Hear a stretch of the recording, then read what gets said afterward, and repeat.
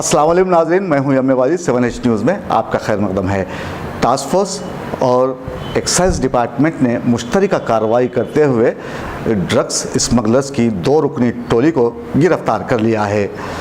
पेश है इस मामले में हमारे नुमाइंदे ज़ियाउद्दीन की ये रिपोर्ट।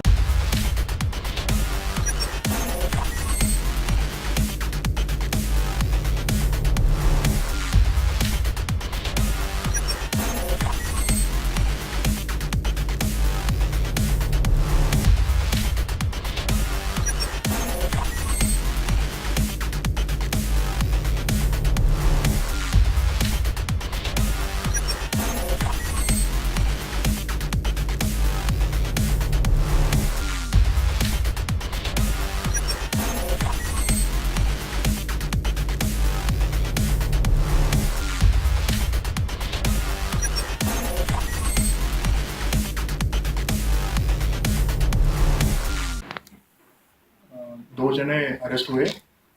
दशरथ गयेरी, चांद गयेरी, ये रमेश चांद गयेरी है। दोनों प्रतापगढ़ डिस्ट्रिक्ट राजस्थान के हैं।